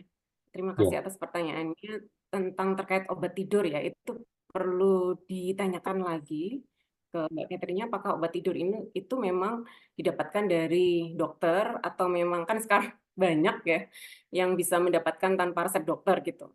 Itu perlu dilihat lagi. Ini kalau di kita kan obat tuh banyak ya. Dari obat antipsikotik, antidepresan, kemudian anti cemas dan mood stabilizer yang memang efek samping sekundernya itu bisa membuat tidurnya lebih enak. Yang dimaksud obat tidur Mbak Catherine yang seperti apa, itu juga harus kita tanyakan karena memang untuk obat-obatan penanganan bunuh diri ini tentunya berbeda dengan obat tidur yang biasa gitu. Nanti mungkin itu perlu kita gali lagi. Yang berikutnya tentang pengaruh agama ya dok tadi kita di kalau nggak salah. Ya. Konseling keagamaan. Ya, itu salah satu faktor protektif tentunya ya. Kepercayaan seseorang terhadap Tuhan atau Allah itu merupakan salah satu motivasi seseorang itu untuk bisa bertahan hidup dan tetap memiliki harapan ya. Tentunya, tapi kalau misalkan faktor pencegah itu muncul pada saat memang kita lagi krisis, keinginan bunuh dirinya lebih kuat, itu tentunya kita kadang yang bersangkutan itu akan menolak makna-makna kehidupan yang diajarkan oleh agama tersebut. Jadi tentunya mitos bahwa bunuh diri ini ada kaitan dengan lemah iman, tidak beragama, kurang sholat, non sewu, tidak ngaji dan lain-lain, itu tidak bisa berkaitan secara langsung gitu ya. Dan tentunya ada juga beberapa kasus bahwa bunuh diri ini dilakukan oleh non sewu pemuka agama gitu. Tidak menutup kemungkinan dengan pengetahuan yang begitu luas tentang agama ternyata juga punya resiko yang sama. Hal ini tentunya butuh mendapat ini ya, pengobatan dari ahlinya ya. Karena bisa jadi seseorang yang paham tentang agama bisa juga ada apa namanya, cognitive disconstruction ya, artinya bahwa dia ternyata ini ditempatkan pada posisi yang seperti apa sih kalau saya punya pemikiran seperti ini, apakah bisa diaplikasikan atau enggak gitu ya. Seperti itu mungkin jawabannya, dokter. Terima kasih Dr. Bin untuk jawabannya. Mungkin kalau obat tadi yang banyak pasien atau masyarakat awam yang salah mengira kalau obat yang diberikan psikiater itu obat tidur, dokter. Kebanyakan karena Iya, efek iya, sampingnya ngantuk, jadinya dianggap obat itu adalah obat tidur. Padahal yang iya, diberikan adalah obat untuk membantu, artinya untuk mengatasi masalahnya gitu deh. Misalnya masalah misalkan karena iya, depresinya berarti antidepresannya gitu ya. Jadi penyebabnya yang menyebabkan nggak bisa tidur itu yang kita obati, bukan tidurnya gitu ya. Kita obati sebenarnya ya, dokter iya, ya. Kecuali memang gangguannya adalah murni gangguan tidur atau insomnia gitu ya. Jadi supaya iya, nanti tidak salah pada masyarakat awam bahwa pengobatan psikiatri itu aman, tidak menyebabkan ketergantungan, tidak mengganggu fungsi organ, atau kadang obat keras atau apa karena tidak bisa didapat di apotek atau beli sendiri, enggak ya. Jadi aman untuk obatnya. Dan untuk seperti kasus Catherine ini yang diobati sebenarnya bukan tidurnya ya, tapi kenapa kok dengan suicide-nya, ya itu nanti yang kita perbaiki. Kalaupun ada gangguan tidur, kita berikan obat yang efek sampingnya ngantuk gitu ya, supaya tidurnya juga bisa lebih nyaman gitu. makanya mungkin perlu edukasi juga kalau kita bertemu dengan klien ya, dokter Diki. Betul. Obat-obat yang kita berikan juga mungkin dengan edukasi yang baik bahwa misalkan ada keluhan terkait tidurnya yang kurang atau tidurnya yang terlalu banyak, obat itu bisa kita sesuaikan gitu. Kita kembalikan lagi ke pasien mana yang menurut dia nyaman, itu bisa dikomunikasikan ke kita gitu. Jadi Betul. nggak kayak gitu aja, dok, obatnya kok beda sih sama yang lain, atau obatnya kayaknya nggak enak nih, dok. Itu bisa dikomunikasikan gitu. Jangan akhirnya terus berhenti nggak minum obat, datang ke tempat yang tidak sesuai, akhirnya tidak mendapatkan pertolongan dengan baik gitu. Baik, Dr. Win, masih banyak sebenarnya pertanyaan ini ya. Ini dari Bu Tias ini, dari SMP 3 Malang. Yang marak dilakukan pelajar sekarang adalah self-harm, seperti menyilet lengan yang sekarang sering disebut barcode gitu ya, atau istilah anak sekarang barcode gitu ya. Bagaimana cara mengedukasi mereka? Apa perlu melibatkan orang tua? Monggo, Dr. Winnie. Ya, kompleks ya kalau masalah self harm ini sendiri. Self harm itu juga bisa salah satu gejala dari suatu impulsivitas yang seseorang mengalami depresi, atau memang itu kalau remaja mungkin belum sampai usia 18 tahun ya. Apakah ini mengarah untuk gangguan kepribadian tertentu seperti borderline gitu.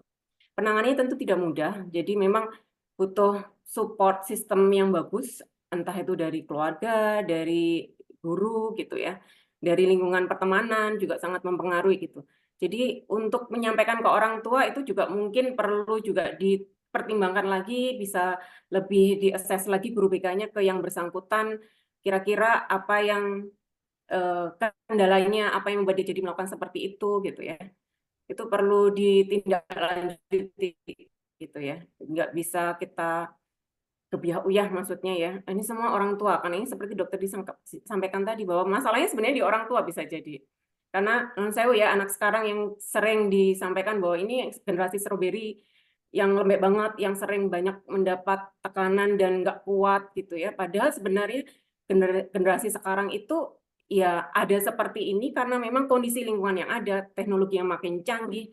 Jadi semuanya tuntutan orang tua yang berlebih gitu ya, ataupun tuntutan guru yang berlebih membuat dia jadi seperti itu. Itu harus kita pahami bersama bahwa kondisi dia seperti ini tidak hanya satu faktor tapi multifaktorial. Kita lihatnya harus lebih mundur ke belakang dan bisa bijak untuk menyikapinya gitu, Dok. Oke, baik, dokter. Mungkin kalau pada orang tua sarannya ini tadi. Kadang orang tua itu membandingkan dengan dirinya sendiri gitu. Padahal situasinya saat ini berbeda. Oh, dulu kalau papa mama seperti ini, sedangkan situasi yang zaman dahulu dengan sekarang mungkin sudah jauh berbeda. Sehingga mungkin Iya, bisa Dok. lebih bijak gitu ya untuk tidak membanding-bandingkan sesuatu gitu. Karena Apalagi situasi. kalau kita dulu, ya Dok, kita kan dulu mungkin temenannya ya luring ya. Kita mungkin Betul. dibandingkan dengan teman yang ada, tapi sekarang kan bisa lewat media sosial ya. Ya. Banyaknya mendapat kalimat-kalimat yang mungkin yang nggak mengenakan, kemudian label atau stigma, atau mungkin kok nggak cantik ya, kok nggak seperti yang lain ya, itu juga tantangan sendiri buat generasi yang sekarang. Tapi saya rasa nggak semuanya seperti itu, Dokter Diki. Banyak yang survive, banyak yang tangguh, juga bisa Ya. menghadapi dengan support dari keluarga, dari lingkungan sekitar, gitu. Gitu. Jadi peran keluarga cukup penting ya di sini. Ya, Benar. benar. Oke, selanjutnya ini dari Santika Albikri. Selamat siang, dokter. Untuk mengetahui ide bunuh diri, apakah ada alat tes yang disarankan? Misal penggunaan alat tes SCL-90. Belakangan banyak berita kasus bunuh diri di kalangan mahasiswa. Bunuh diri berangkat dari ide bunuh diri terlebih dahulu. Bagaimana sejauh ini menjadi faktor resiko dan faktor protektif yang dominan? Silakan, dokter. Iya, mungkin kalau kita bicara instrumen, teman-teman psikolog juga paham banget ya bahwa instrumen itu banyak sekali ragamnya dan kegunaannya dan kepentingannya. Jadi tidak bisa satu instrumen kita jadikan acuan bahwa ini bisa untuk semuanya gitu. Kalau dan untuk bunuh diri sendiri kita biasanya menggunakan instrumen penilaian resiko ya, yang apa itu, yang assault and violence assessment tool itu ya. Bisa kita lihat itu kira-kira resikonya kita berat, sedang, atau tidak ada resiko. Dari situ tahu kira-kira yang bersangkutan informasinya benar apa enggak, kemudian ada akses untuk ke alat enggak, ada ini bunuh diri enggak, ada perasaan bersalah enggak, dari situ kelihatan nanti setelah dinilai. Tapi alangkah baiknya kalau teman-teman mungkin tidak melakukannya sendiri ya, nanti akhirnya self diagnose sendiri, bingung mau ngapain, akhirnya jadi seperti lingkaran setan, nggak selesai-selesai gitu masalahnya.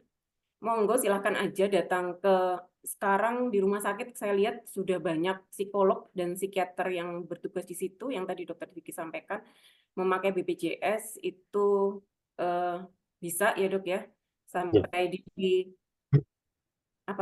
yang tipe A ya, itu psikolognya sudah free. Monggo kalau memang ada kecenderungan ke sana bisa ke kami gitu, dimanapun berada. Kalau di Malang mungkin banyak rumah sakit ya. Kalau yang lebih besar itu untuk jiwa di Rumah Sakit Saiful Anwar Malang atau di Rumah Sakit Jiwa Lawang. Itu cukup lengkap juga fasilitasnya. Sepertinya sih tidak kolaborasi antara psikiater maupun psikolognya aja, dokter. Perawat-perawat yang Iya. khusus jiwa juga saat ini cukup banyak juga. Gizi maupun yang lain itu juga kita sering kolaborasi juga dengan mereka dan ternyata hasilnya cukup signifikan gitu ya untuk kesembuhan atau perbaikan dari kondisi pasiennya. Mungkin saya setuju tadi dari Dokter Winarni kalau untuk alat sebaiknya sih serahkan ke ahlinya, bukan berarti tidak boleh disebar atau apa gitu ya, tapi khawatirnya ada interpretasi yang salah gitu atau interpretasi masing-masing gitu nanti membuat kondisinya bukan tambah membaik tapi tambah berat gitu ya karena interpretasi yang salah tadi gitu. Itu ya mungkin Dokter Winarni. Ya, Dok. Oke. Ini tadi ada satu pertanyaan lagi, dokter, dari yang Cantika yang mungkin belum terjawab. Belakangan banyak berita mengenai kasus bunuh diri. Apakah bunuh diri ini berangkat dari ide bunuh diri terlebih dahulu? Ya, jadi ya pasti ada idenya dulu atau bisa langsung bunuh diri, mungkin seperti itu dokter pertanyaannya. Terus faktor resikonya, apakah itu menjadi faktor resiko atau faktor protektif yang dominan juga? Monggo dokter Bintani. Iya. Eh, bisa kalau untuk pasien-pasien yang sangat impulsif itu tanpa ide pun dia langsung melakukan bunuh diri juga sangat bisa dokter Diki. Gitu ya. Jadi sangat agresif dia mungkin nggak menyampaikan sesuatu tapi nggak punya ide pun bisa langsung. Jadi tahapan itu tidak harus terlewati semuanya menurut saya gitu. Terus yang pertanyaan kedua apa ya dok? Eh, ya itu tadi sih, apakah itu menjadi faktor resiko atau faktor protektif yang dominan mungkin? Yang mana ya dok? Yang adanya ide bunuh diri terlebih dahulu. Oh iya. Sebenarnya kalau ada ide itu kalau menurut saya lebih bagus ya. Daripada dia langsung impulsif, langsung ada usaha yang dilakukan gitu. Karena dari ide itu akhirnya dia bisa mengolah ke pikiran dia bahwa apakah ini harus saya lakukan, apakah ini harus saya rencanakan ke selanjutnya. Itu juga sebenarnya kalau kita mau assess seseorang dengan instrumen tadi akan terlihat gitu. Ini eh, ada nggak hanya ide aja atau sudah ada upaya yang dilakukan, sudah ada rencana yang dilakukan gitu. Dan itu menurut saya kalau ada ide lebih resikonya lebih bagus daripada yang enggak. Maksud saya beda gimana ya dok? Yang langsung impulsif ya, Nggak ketahuan kayaknya gitu tumpang dokter tindih ya mungkin. faktor resikonya Ah, gitu.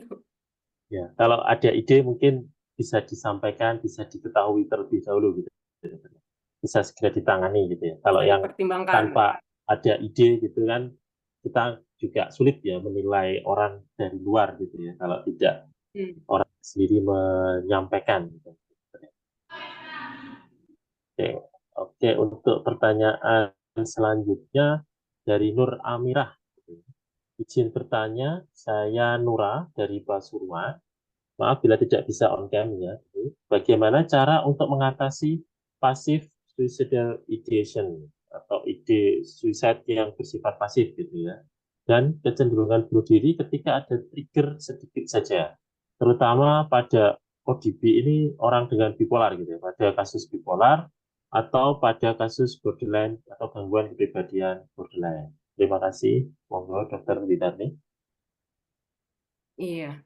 Tentunya kalau memang sudah ada dasar pasien seseorang itu mengalami bipolar dan borderline, kalau saran kita kan mendapat penanganan dari psikolog dan psikiater ya, dari situ akan terlihat nanti naik turunnya fluktuasi moodnya dia seperti apa. Kan nggak mungkin juga ujuk-ujuk dia muncul ide bunuh diri kalau tanpa adanya trigger gitu ya. Malah lebih bagus sebenarnya kalau ada trigger itu lebih bagus daripada tanpa trigger gitu. Faktor genetiknya lebih besar yang tanpa trigger gitu ya dok. Dan kalau pasif artinya bahwa mungkin yang dia rasakan itu apa ya dok, nggak terlalu terlihatkah itu atau nggak terlalu agresif ya yang dirasakan. Tentunya ini ya sama aja ya dok dengan ide bunuh diri, dengan kondisi komorbid dengan gangguan kepribadian dan gangguan borderline menambah resiko lebih tinggi kalau menurut saya. Jadi caranya kayak apa ya harus dikonsultasikan ke dokternya dok gimana caranya gitu. Tentunya ada upaya-upaya ya untuk mengetahui bahwa tadi kalau namanya orang bipolar moodnya lagi turun, biasanya kan sering pada pasien-pasien depresi itu. Gimana caranya obat yang diberikan itu untuk mengatasi moodnya nggak sampai turunnya jatuh banget gitu. Depresinya nggak terlalu berat, jadi obat itu membuat moodnya lebih stabil, jadi nggak sampai ide bunuh dirinya muncul. Itu sih dok, dan cara-cara yang lain mungkin psikoterapi ya, biasanya penanganan kita CBT, pasien-pasien DBT gitu ya, sangat Jadi, sangat efektif untuk pasien-pasien dengan ide bunuh diri. Jadi salah satunya impulsivitas yang kita tekan sebenarnya. Iya, Nah, nanti itu bisa dikonsulkan ke psikolog maupun ke psikiater untuk menekan supaya ya triggernya tadi tidak gampang muncul gitu ya. Jadi bisa lebih tahan gitu dengan triggernya gitu.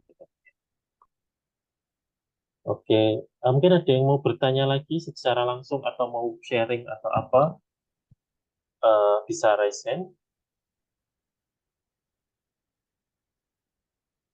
Sebenarnya mungkin masih banyak pertanyaan ya, belum bisa saya baca semuanya.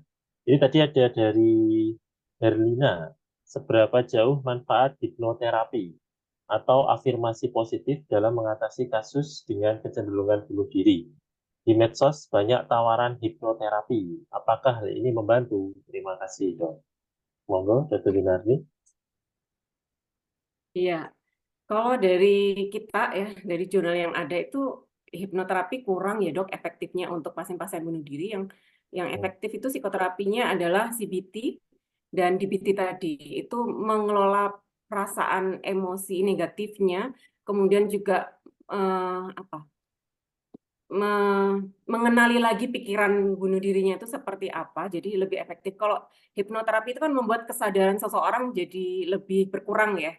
Jadi tingkat kesadarannya lebih berkurang daripada kita melakukan CBT dan DBT. Jadi lebih tahu apa yang akan dilakukan gitu, lebih tahu konsekuensinya seperti apa. Itu lebih bagus kalau kita menggunakan cognitive behavior therapy atau dialectical behavior therapy.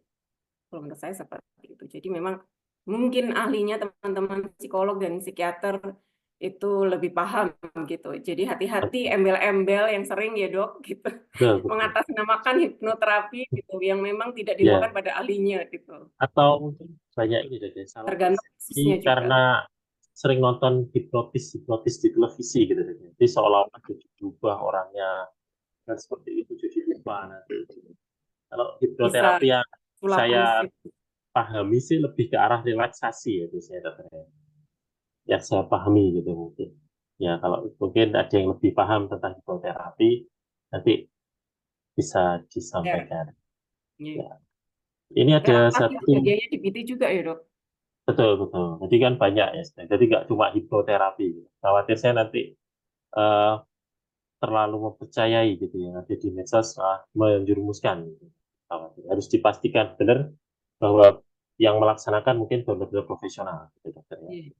Dan tentunya kalau pada kasus bunuh diri ini psikoterapinya ini dok tergantung kasusnya gitu. Jadi nggak Betul. bisa. Nggak bisa semuanya dipakai Ya, sama. ya. Dan harus praktis dan tajam pada Betul. permasalahannya gitu dok. Mungkin hipnoterapi memang secara teorinya, secara itu penelitiannya memang kurang efeknya mungkin terhadap kasus-kasus itu ini. Ya, ini satu pertanyaan terakhir dokter ya, karena waktu mungkin sudah menunjukkan pukul 12.29. Dari RC Utama, izin bertanya dokter, apakah tindakan bunuh diri itu bisa tertular kepada orang lain? Beberapa waktu terakhir ini di wilayah kami di Sumba NTT, cukup jauh ini ya, khususnya di wilayah Sumba Timur, sedang terjadi fenomena kasus bunuh diri. Mohon tanggapan serta bagaimana solusi meminimalisir terjadinya kasus bunuh diri ini. Terima kasih. Jadi mungkin Silakan, Dr. pertanyaan, iya, pertanyaannya hampir sama dengan pertanyaan dokter Nani yang di depan tadi ya dok. Bahwa sebenarnya tertular secara langsung tidak, tapi kalau kita memang setiap hari terpapar dengan pemberitaan tentang bunuh diri, itu juga bisa mencetuskan ide kita untuk melakukan hal yang sama. Karena kita tahu bahwa perasaan kecewa, marah yang manusiawi orang rasakan itu juga bisa kita rasakan gitu. Jadi begitu dok. Jadi secara langsung tidak sih. Cuman kalau mungkin waktu dan frekuensinya terus-menerus juga bisa akhirnya membuat seseorang untuk terpicu gitu. terpicu untuk melakukan yang sama. Karena itu mempengaruhi kondisi psikologis seseorang ya. Mendengar, menyaksikan, mengetahui, mengalami rasa berduka itu. Seperti PTSD itu loh dok. Kan nggak cuman merasakan langsung, tapi juga melihat itu juga bisa. Jadi tidak menular seperti kalau kasus infeksi gitu loh ya. Kalau COVID gitu ya, batuk, pilek gitu kan, itu menular secara langsung. Tapi kalau ini karena mungkin sering terpapar, terpengaruh, akhirnya tertrigger atau terpicu juga untuk seperti melakukan hal seperti itu gitu ya. Terus satu ini lagi dok, solusinya dok untuk meminimalisir terjadinya kasus bunuh diri gimana dok? Mungkin tadi sudah dijelaskan di apa namanya di slide-nya ya, tapi mungkin bisa disampaikan sedikit dok.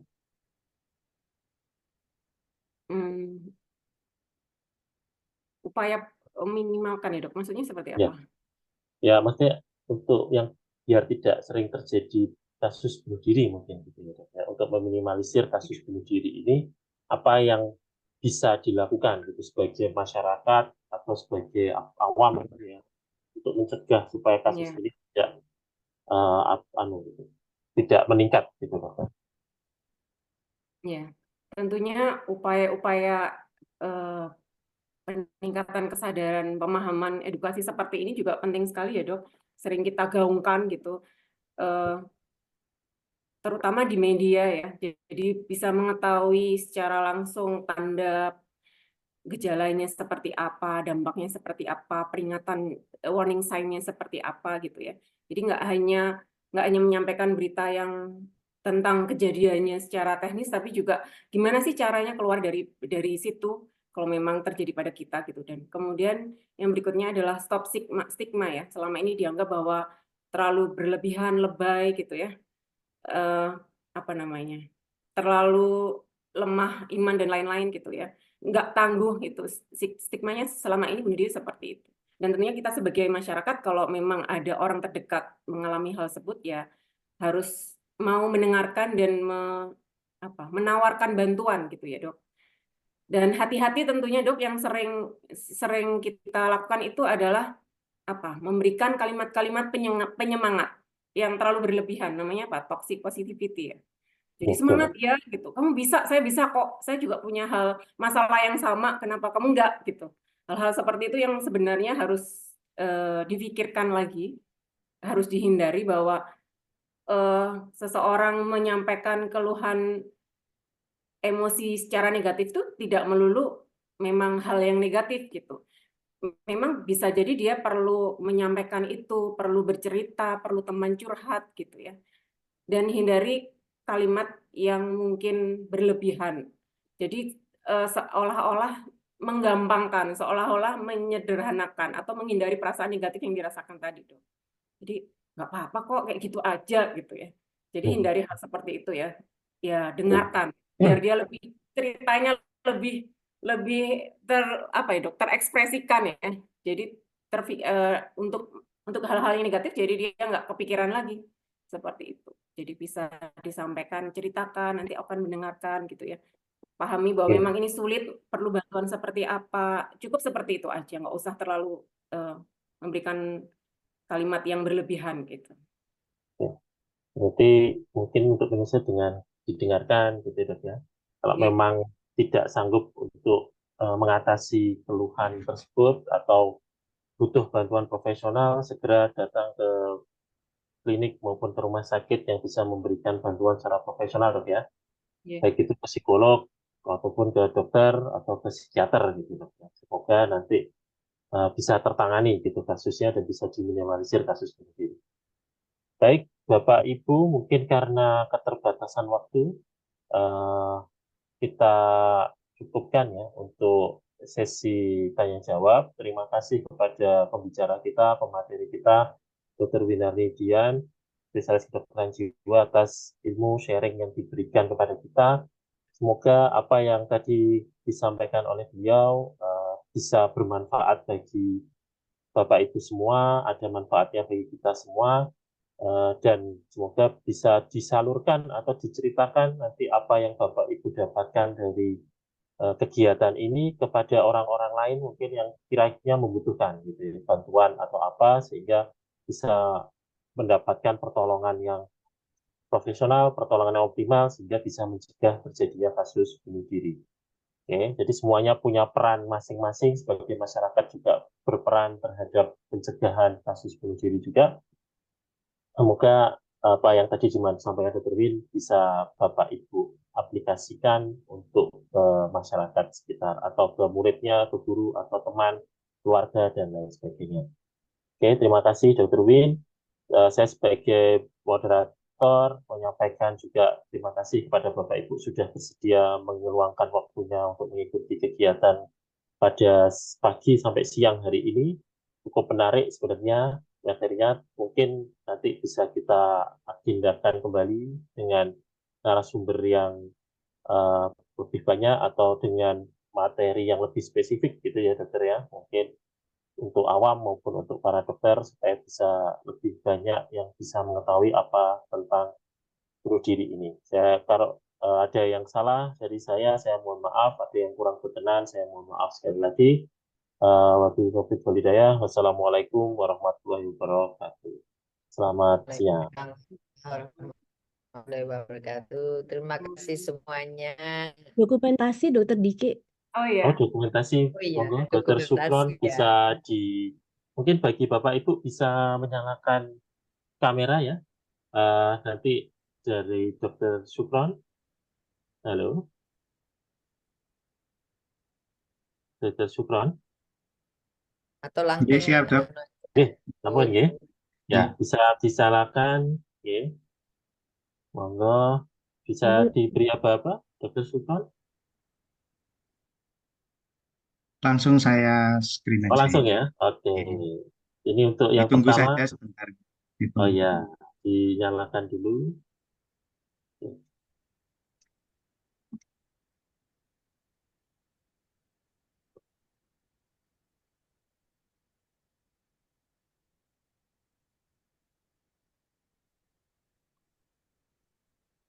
Tampon, Dr. Supron. Oke, sebentar lagi, Dok. Oh, sebentar lagi. Oke. Lagi. Sedikit lagi.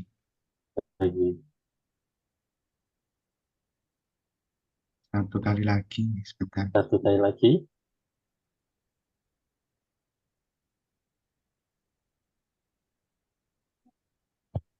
Oke, sudah, Dok. Ya, jadi saya sempat terlupa. Terima kasih Idi atas idenya atau apa ya ini istilahnya mengadakan acara sinau ini ya, yang saya kira sangat bermanfaat, sangat bagus sekali buat masyarakat awam nanti. Mungkin nanti bisa dengan Dokter Julia atau Dokter Didit dari Kolegium Psikiatri Malang, Perhimpunan Dokter Spesialis Jiwa Malang, nanti untuk berkolaborasi lagi. Eh, Cukup dari saya gitu. Apa bisa langsung kita end meeting? Ya, terima Dr. kasih. Supron? Monggo. Terima kasih terima Dokter kasih Dokter Diki. Terima kasih. Iya, Dan ya. terima Ani, kasih Terima Dokter kasih Sama-sama. Didit. semua. Izin live ya. Sukses selalu. Dokter Didit. Eh,